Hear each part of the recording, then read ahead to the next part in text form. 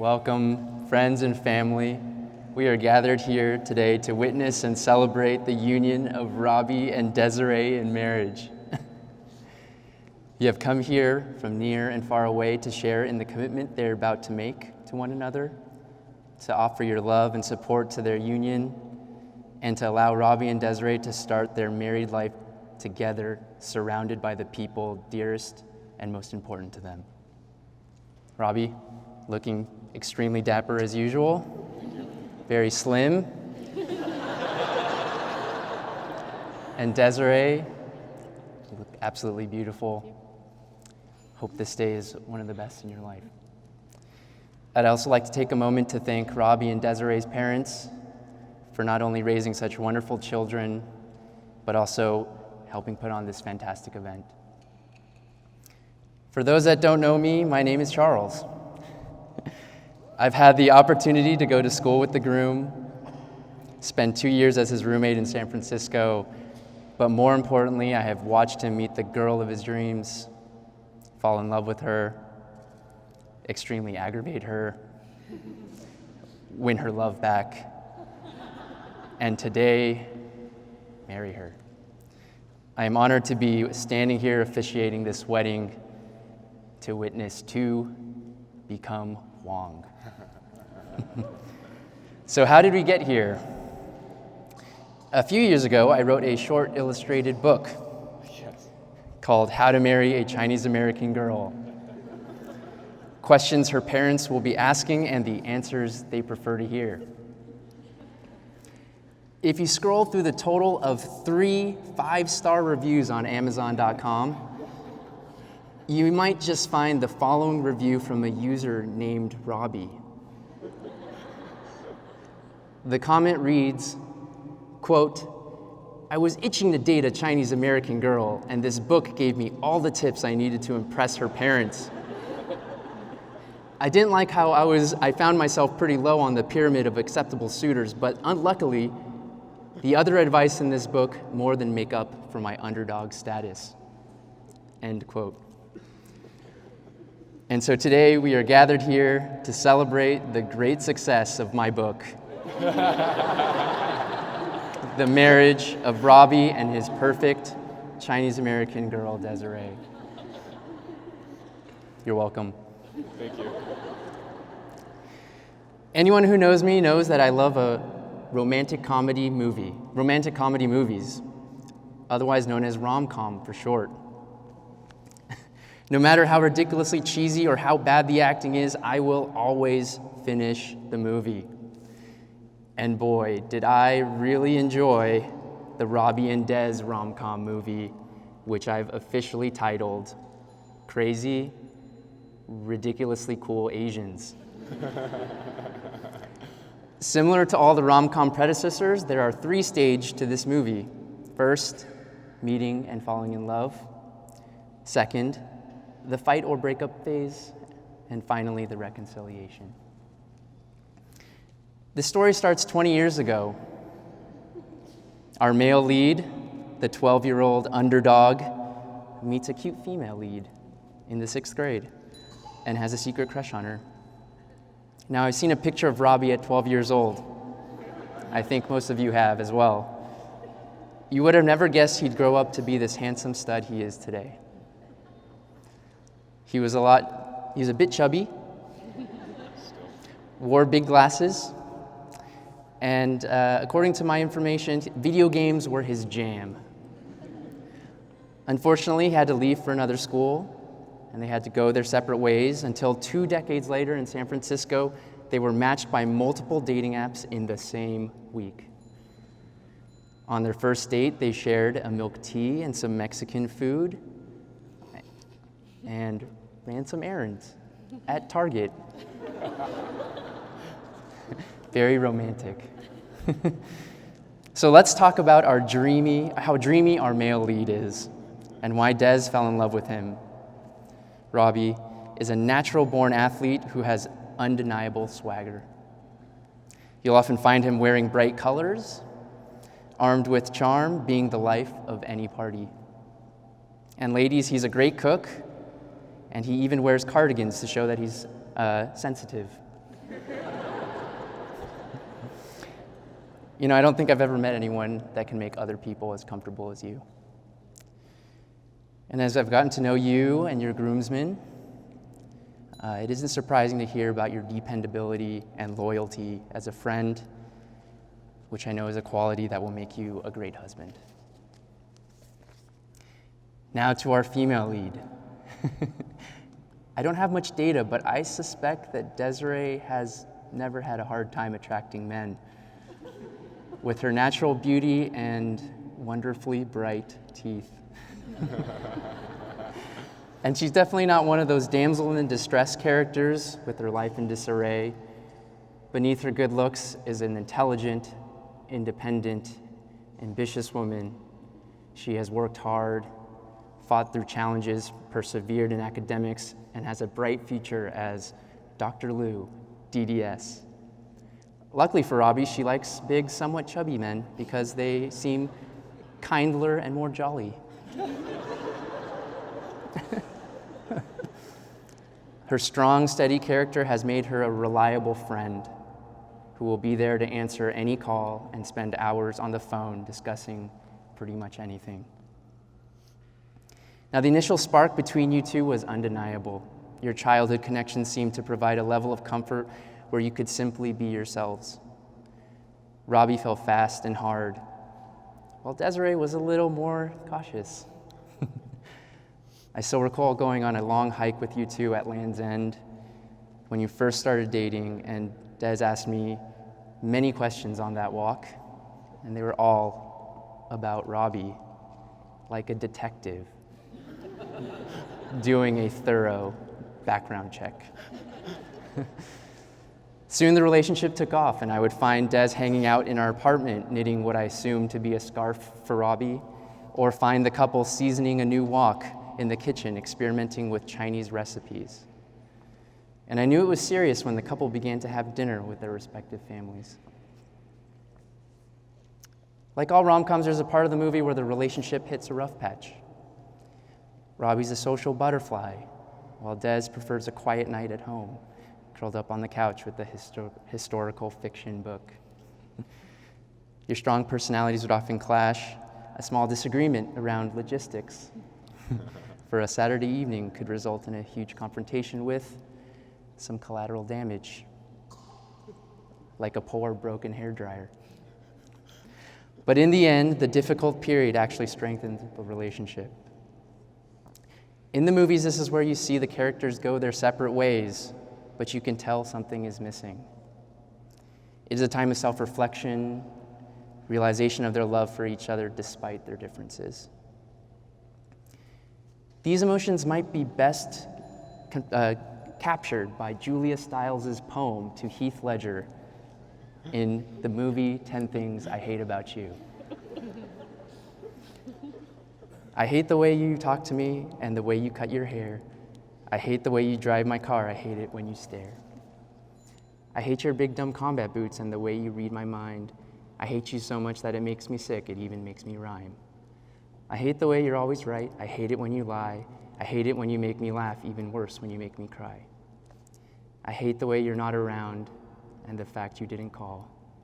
But mostly, I hate the way I don't hate you. Not even close, not even a little bit, not even at all. The second time around, things were a little different. I think you both learned to accept your unique personalities and understand your different needs. To an outsider, you two may seem like opposites, but the more time you spend together and spend with them, what you'll discover is how much you guys are actually very similar. You both have an unwavering, strong sense of family and how you surround yourself and continue to be grounded by your friends and those who grew up with. You're both honest and genuine and not afraid to speak your opinion. You guys make a great team. A team that can solve a puzzle to get out of an escape room. A team that works together to grow Desiree's dental practice. A team that can spend hours playing Overcooked and beat the game. It's pretty impressive. Not to mention a team that looks good with your matching, pristine white Adidas Yeezy shoes. There's no doubt in my mind that Robby will be your biggest cheerleader vacation planner, and executive assistant. And Desiree will be your rock and always be there for you to calm you down when grumpy Robby comes out. Robby, Desiree, much of crazy, ridiculously cool Asians is still unwritten. And today marks a new chapter, which first begins with the joyous account of the celebration that you have found the right partner. But the rest of the story will be about being the right partner, of demonstrating gratitude in thoughtful ways, of performing selfless acts because you care, and bringing out the best in one another without taking each other's essence. It's Robby, Desiree. I think a lot of people are here to see this, but please join hands.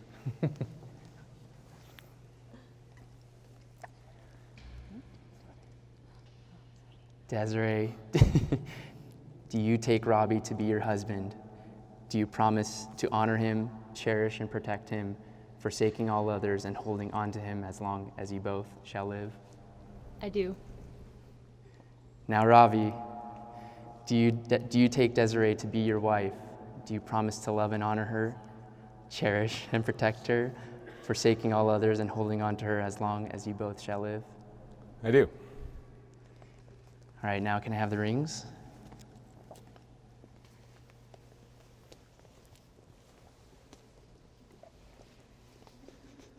Thank you.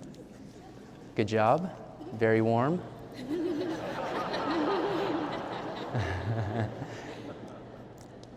To commemorate the union, you will now exchange rings. The circle formed by each ring symbolizes the eternal love and commitment to one another. Let these rings remind you always of that love and the promises you have made here today. So Desiree, you can begin. As you place the ring on Robby's finger, please repeat after me. I, Desiree. I, Desiree. Take thee, Robby. Take thee, Robby. To be my husband. To be my husband. To have and to hold. To have and to hold. In sickness and in health. In sickness and in health. For richer or for poorer. For richer or for poorer. In joy and sorrow. In joy and sorrow. I promise my love to you. I promise my love to you. And with this ring. And with this ring. I take you as my husband. I take you as my husband. For as long as we both shall live. For as long as we both shall live. Good. All right, Robby, your turn. Same to you. As you place this ring on Desiree's finger, please repeat after me. I, Robby. I, Robby. Take thee, Desiree. Take thee, Desiree. To be my wife. To be my wife. To have and to hold. To have and to hold. In sickness and in health. In sickness and in health. For richer or for poor. For richer or for poor. In joy and sorrow. In joy and sorrow. I promise my love to you. I promise my love to you. And with this ring. And with this ring. I take you as my wife. I take you as my wife. For as long as we both shall live. For as long as we both shall live. Robby and Desiree, on behalf of all those present and by the strength of your own love, I pronounce you husband and wife. Robby, you may kiss the bride.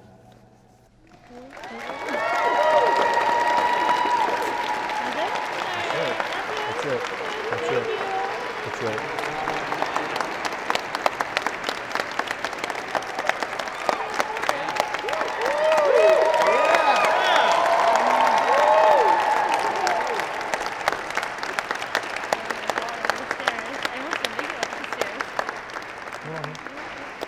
It is with great honor I present to you for the very first time Mr. and Mrs. Robby and Desiree Huang.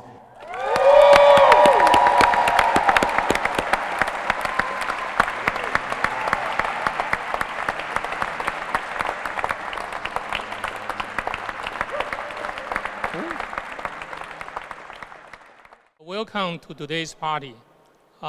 First, fresh off the bat, I'd like to thank the generosity of Mr. Robert Huang and Mrs. Lily Huang for hosting this beautiful wedding event in such a grand place.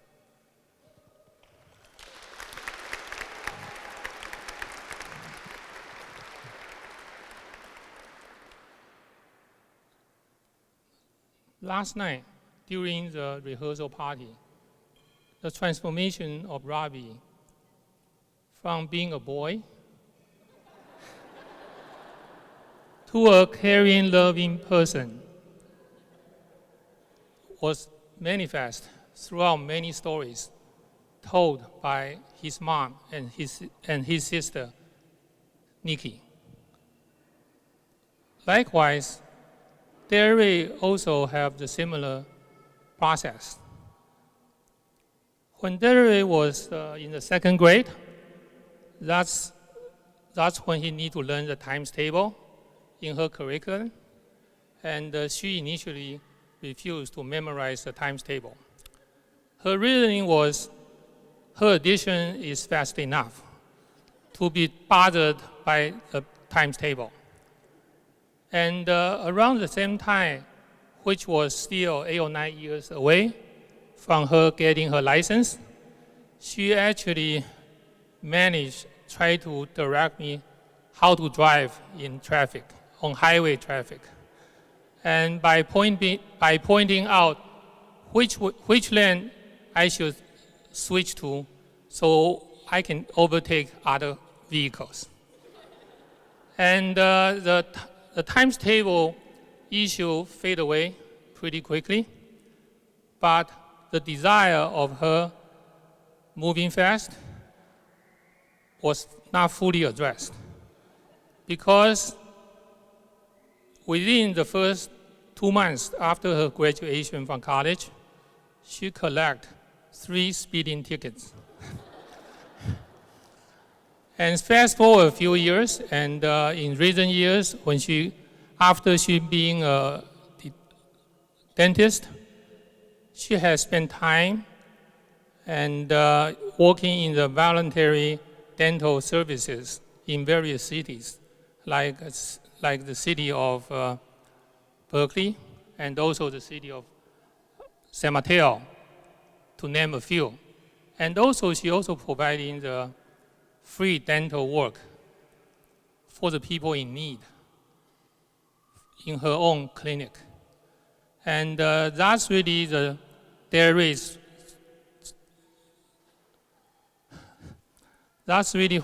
Desiree's transformation of being overly confident to being empathic. And overall, you can see the transformation of the newlywed is a result of the encouragement, the cooperation, the friendship, and also the inculcation provided by you being either their friend or their classmate or relative. To the excellent work of you influencing them, let's have a round of applause.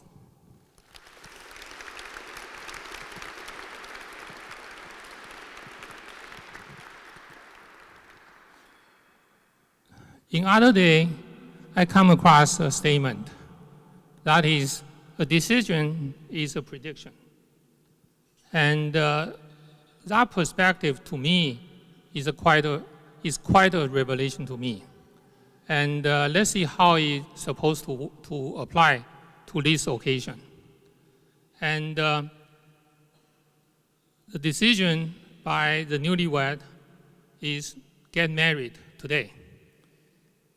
In the decision, it implied prediction of to have a happy marriage life from now on. To make that prediction come true, there is a lifelong process in which not only requires their own efforts, but also your unceasing support as well. To help them to take the first step of that journey, let's raise our glass to have a toast to the bride and the groom. Good evening, everybody. Can everyone hear me okay? Perfect. For those of you who don't know me, my name is Candace, and I'm the older sister of the beautiful bride. First of all, I want to extend a special thank you to Mr. and Mrs. Huang from my entire family for hosting such a beautiful event. Thank you so much for your generosity. And of course, thank you to everyone who is here tonight to witness and be a part of such a meaningful day in Robby and Desiree's lives. As her sister, I've known Desiree her whole life, and I can't remember a single time in my life without her. My relationship with my sister is a wonder because Desiree is simply amazing. Of course, we had our fights growing up, especially over clothes when we were younger, but still, my memories of Desiree are filled with shopping, good food, laughter, and her incredible friendship that I am so lucky to have. As many, many people in this room can tell you, Desiree is incredibly generous, outrageously funny, and disarmingly intelligent. She laughed, I don't know why. It was a very serious comment. Desiree is a lot of people's favorite person and the first that they turn to for advice, a good laugh, and validation. When Desiree is your friend, you truly feel like you never could have possibly a better one in your life. The perfect example of this is Desiree with my daughter, Brooke. When Brooke was born, Desiree selflessly spent long, incredibly boring days at the hospital with us. Afterwards, she made me feel completely comfortable with all of the really weird things my body was doing. Desiree helped me by cleaning, ordering us food, filling my water bottle, holding our crying baby while we tried to sleep, and taking, of course, a ton of priceless photos. She even claimed to not hear Brooke crying at night, which was a very generous lie. Truly, I don't know how Bill and I would have survived those first few weeks of parenthood without Desiree, and I don't know how I would be such a good person without her in my life. All of Desiree's friends are familiar with her completely unique brand of selflessness, thoughtfulness, and endless generosity. I know that I am especially lucky to be able to spend my life with Desiree, because being sisters basically says that you can't possibly get rid of me. But I'm thrilled now to be able to share that same privilege with Robby. Robby, you are one lucky guy to have my sister, and she's incredibly lucky to have you too. Robby's amazing humor and enthusiasm are just infectious. Everything feels fun with Robby, and everyone wants to be his friend. When we were on a family vacation, Robby learned to play Twinkle, Twinkle, Little Star for my daughter, and she was completely awestruck by him, just like Desiree is. I am so happy for Robby and Desiree, for Desiree to be with a man who makes her laugh, who cares so much for her and treats her like a queen. And to officially welcome Robby into our family as my brother. I wish you two many lifetimes of happiness and laughter and love. Cheers to the happy couple. To Desiree and Robby. Good evening, ladies and gentlemen. I hope that you're having a wonderful time at this amazing celebration of Desiree and Robby. I'm Jonathan. I'm one of Robby's co-best men. If you're wondering what a co-best man is, it's a good question. I'm not sure what the criteria are for being a best man, but whatever they are, obviously, Robby doesn't think that any of his friends are good enough on their own. This actually makes sense. Whenever we do anything, Robby's the one who plans and organizes, while the rest of us do absolutely nothing. I guess he couldn't be his own best man, and so with no good options, he decided to combine two people and hope for the best.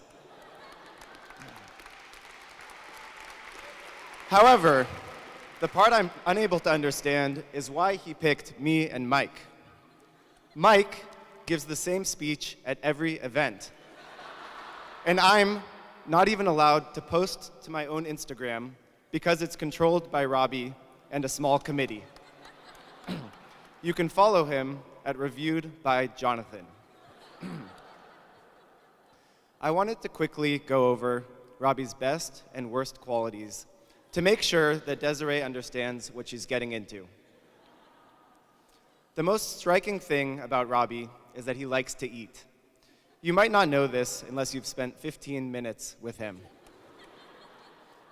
I used to wonder where this hobby came from until I went to Japan with Robby and met some of his relatives. One of his cousins took us out for lunch, and he ordered each one of us an extra large chirashi bowl. Now, first of all, I never knew that they came in different sizes, but either way, it was a ridiculous amount of food. At the end of the meal, he looked us in the eye, and he said, "Hey guys, you want to get some ramen?" I thought it was a joke, but Robby patiently explained to me that it's totally normal, and it's actually called a double lunch or a bang bang. It came as no surprise when Robby proposed to Desiree, and somehow he managed to include lasagna in the process. The most annoying thing about Robby is that he's so friendly. He can't talk to anyone without making a new best friend. In 1 week in Japan, he made friends with 2 Australians in our hostel, and then canceled all of our plans to play games with them. He made friends with a French couple at a show and spent the rest of the night staring at leaves together. And he made friends with a jazz band while asking them for directions, and then brought them out until 4 in the morning. By the end of the night, he made friends with the manager of the bar and got his new band friends performing on stage. This is the type of story that can only happen with Robby. I was so excited when I found out that Robby and Desiree were getting married. Our friend Robby is the best, and he deserves the best. I should add a side note, though, that I wrote this speech before I met Robby's cousin Teddy, who's actually the best.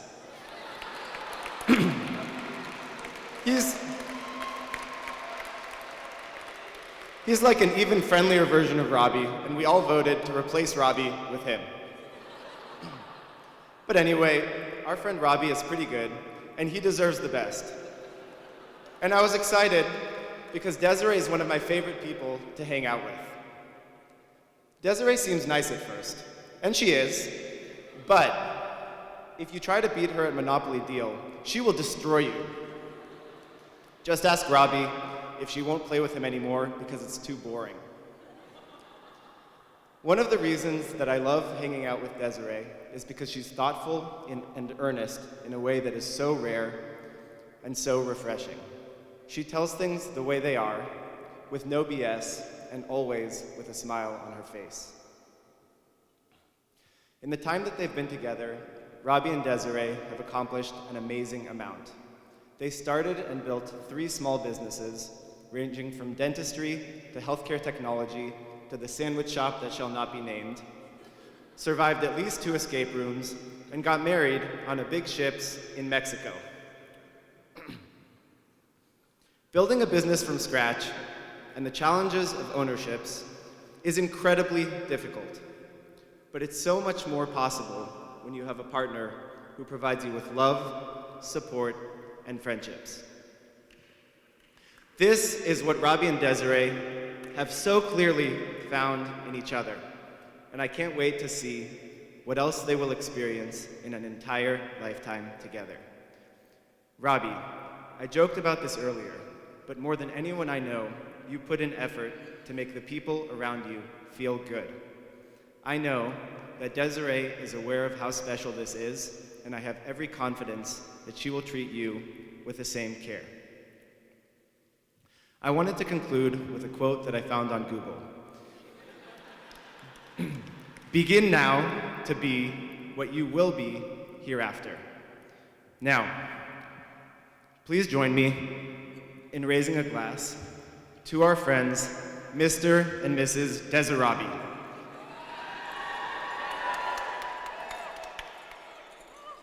Honestly, I don't know how I'm going to follow up that speech. Jonathan, your speech was quite amazing. Hi, I'm Mike. I'm the co-best man with Jonathan over there. As many of you know, I'm not much of a talker, and public speaking is not really one of my strong suits. So if you guys could just please just bear with me. We'll get through this, yeah. Woo! So don't get me wrong, I do like toast, like sourdough bread, bagels, English muffins, But the issue is that it's really hard to get like that perfect texture where it's like warm but not burnt, a little crisp. But let's see how this goes. Robby and I have known each other for a long time. It goes way back. We've known each other since middle school, through high school, undergrad, till today. That's a lot of years. In the beginning, there was no way to predict that our friendship would be so long and so strong. I don't know if everyone here knows, but Robby and I hated each other when we first met. It all began at a little private school in Walnut Creek, Dorset. I had left for a year, and Robby was a new kid on block. And obviously, the teachers could not tell us apart. Picture this, two chubby Asian boys about my height.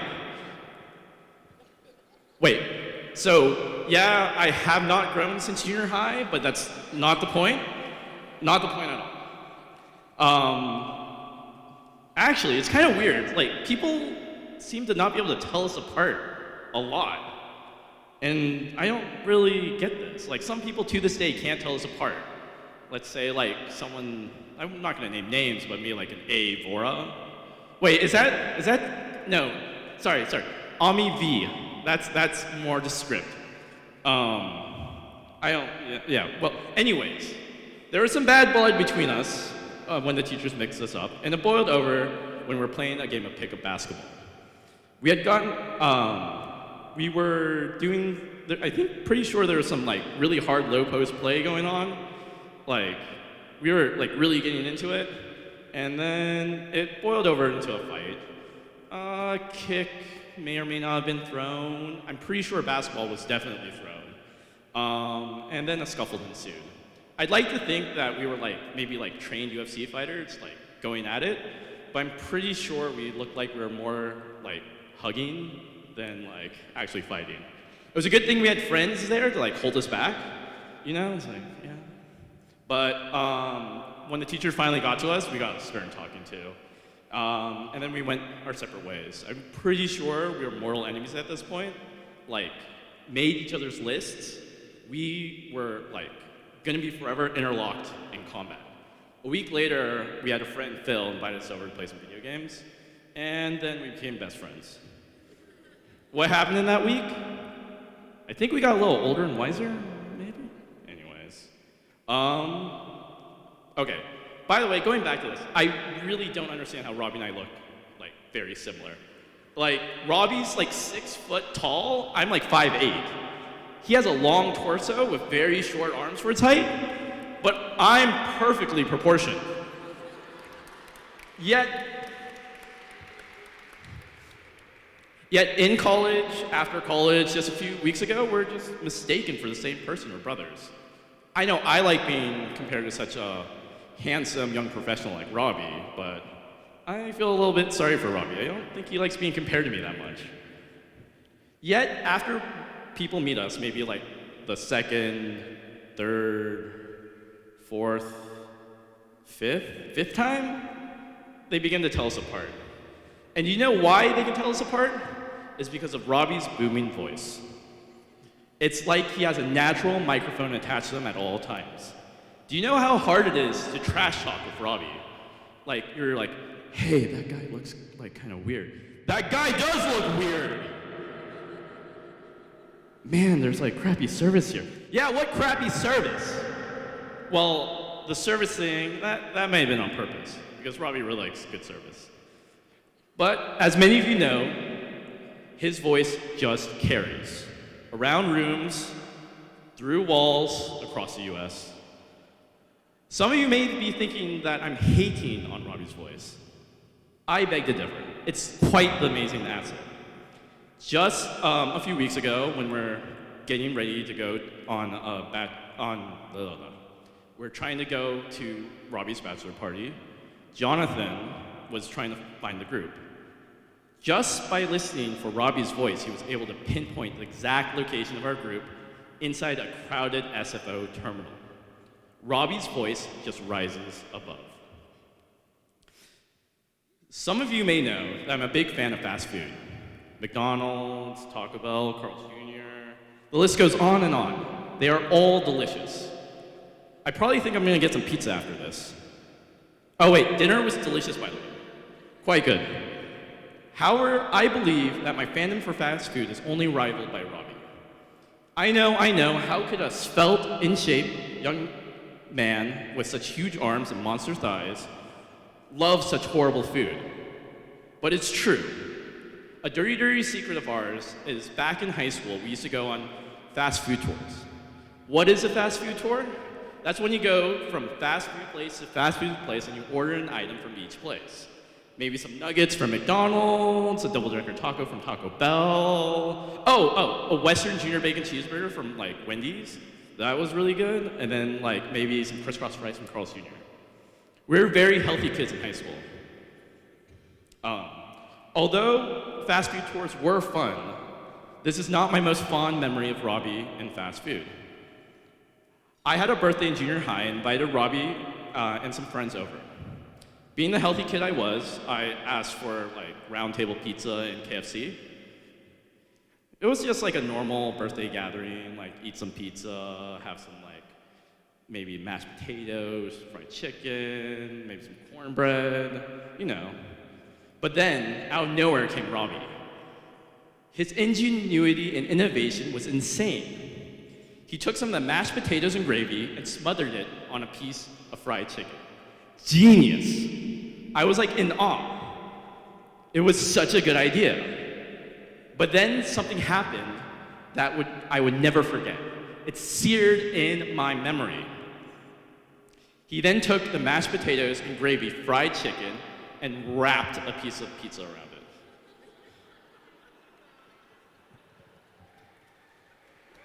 Oh. Robby is just in another league. When Robby and I finally went our separate ways after UC Davis, I decided to stay close while Robby became a jet setter.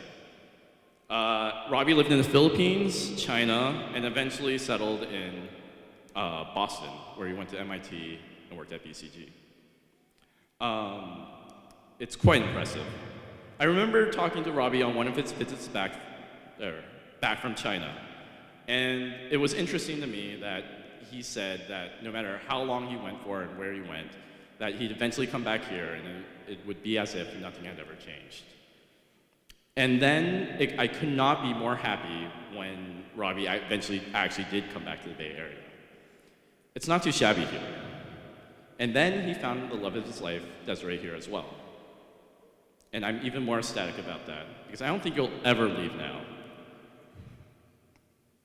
And now, as Robby and Desiree are about to get married and embark on the next step of their life, I couldn't be more ecstatic for my friend to have found someone that can make him so happy.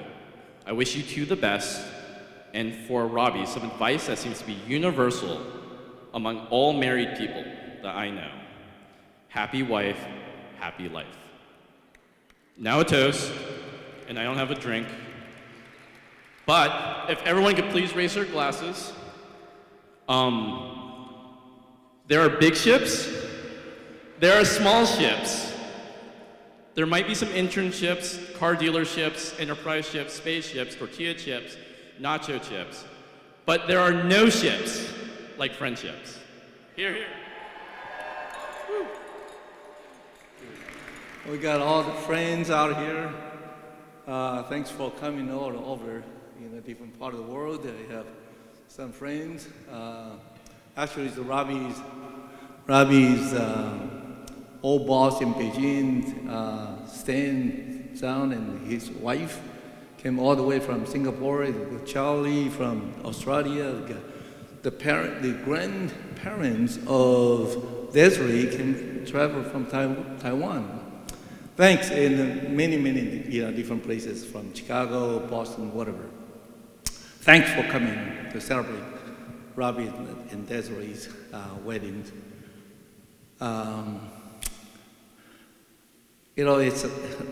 It's not so much Robby, it's more about Robby and Desiree, friends, and their cousins, their relatives, really impressed me.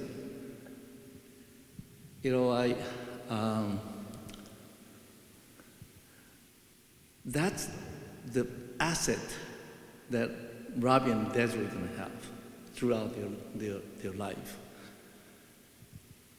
You know, we, just only 8 weeks ago, Nikki and Saul just get married. We're so happy to have, you know, Saul to our families. And today, we got Desiree. I couldn't believe that how Jenny's and Nancy, you raise your beautiful daughters, so intelligent. You know, everybody says talk about her, so I don't have to add any more flavor to that. But it's very, very nice. Thank you very much. You know, we're so happy every time we met. After that, really always very impressed. Wow, you know, I liked Desiree more and more every time when we get together with her. It's very nice. Welcome to our families. Really, I think it's so great. And, you know,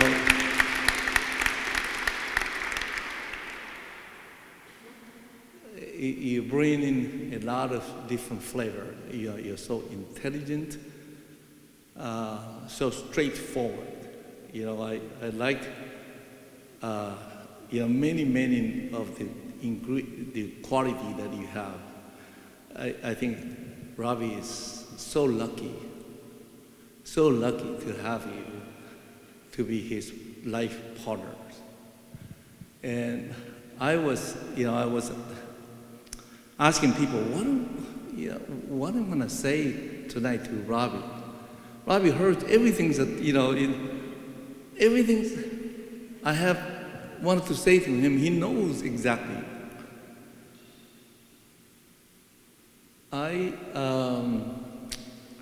But then, a few days ago, I was playing golf with a group of my friends in Tahima, and I was telling them that I'm gonna have my son's wedding this weekend. And one guy showed me this is my first grandchild. Big picture, very cute. And the second guy said, "Hey, Bob, I just, not too long, I just attended my son's grandchild, my son's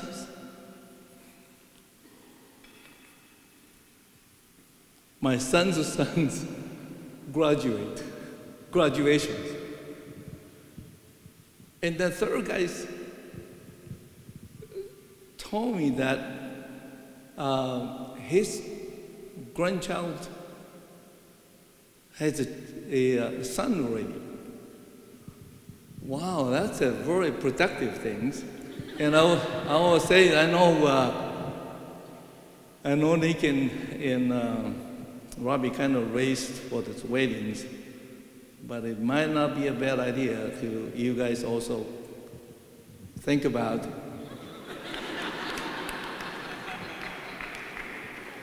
that is 74 years old. Something like to have. And some of our friends, here, they told me that, Bob, your life is going to be change so much when you have grandson or grandchildren. And I'm looking forward to that. In my kind of cultures, the Asian cultures, especially immigrants, right? In our generation, the communication between father and son is very infrequent and inadequate. And I know there are loud words that, in this cultures that we express every day. But it's not me. I don't know how many times I had a communication or conversation with my dad before he died. But when Bush Sr. died, wow, it was so inspiring. This may be some words I should have said long time ago, man. I never said that. And Robby, I don't know what else to tell you. You are so smart. You're smarter than I am. But I would say, I never said that to you. I probably said it casually, but I really don't say that from my, but I love you.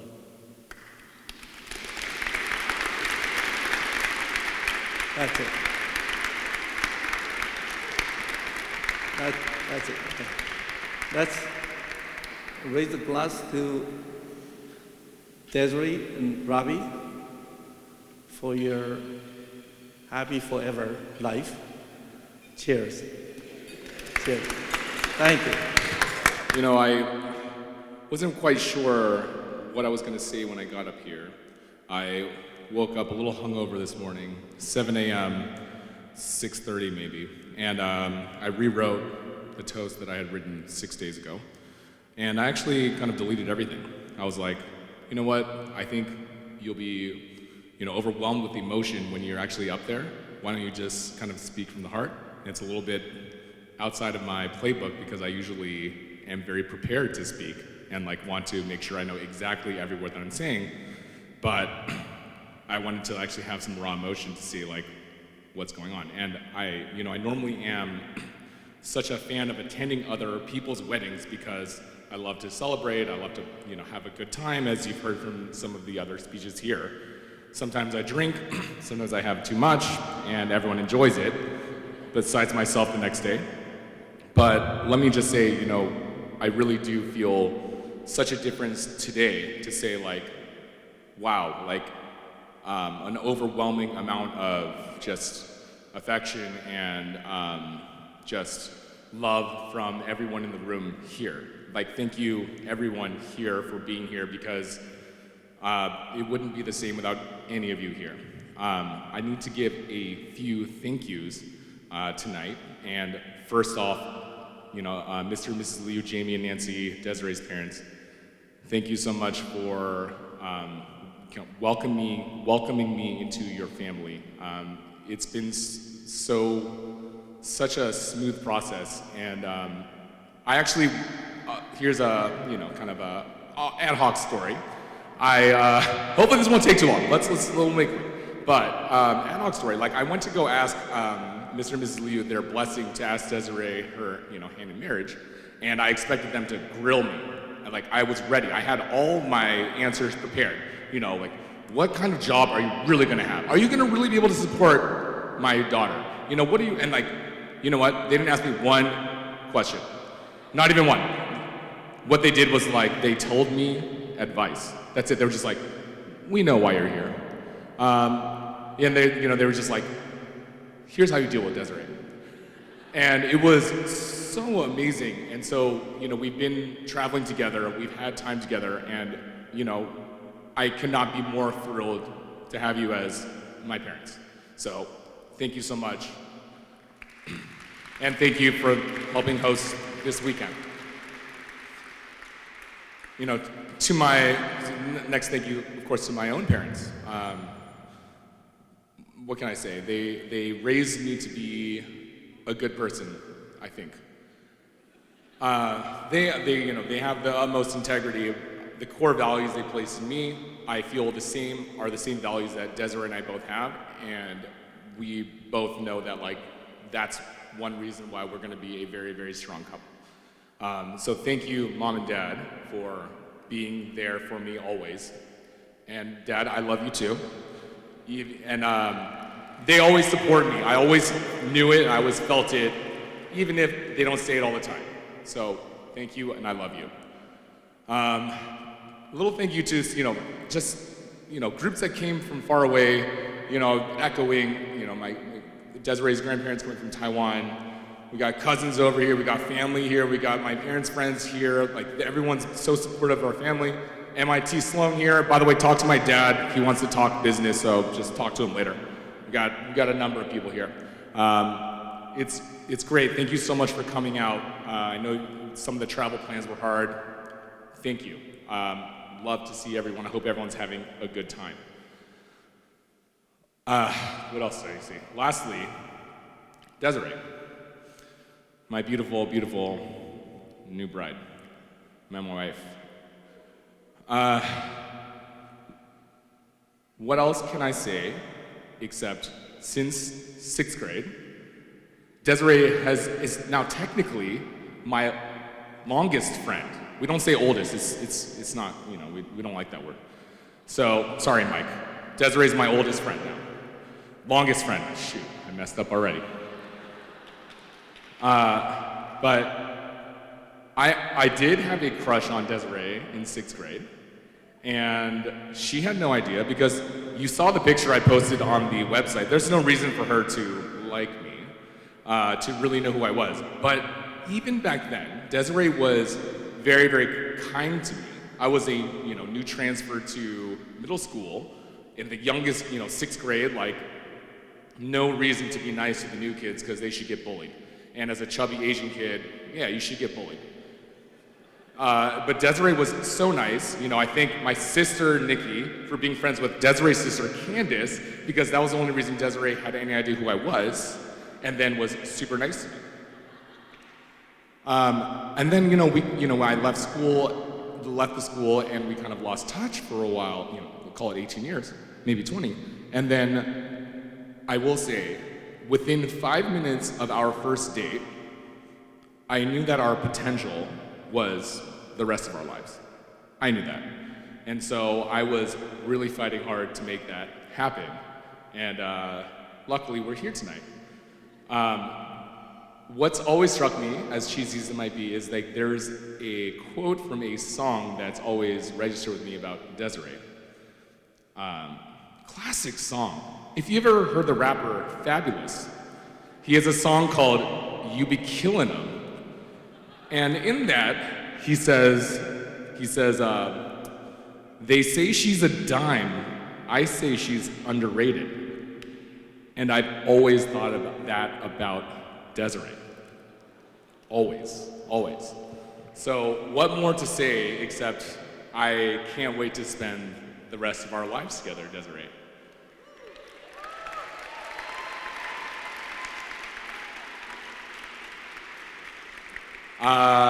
There was other stuff on my notes, but I think I forgot them. So I think I think this is the final talk, but I think what I'm supposed to do is thank everyone for the great dinner, and I'm inviting you to open up dance floor in the other room over here.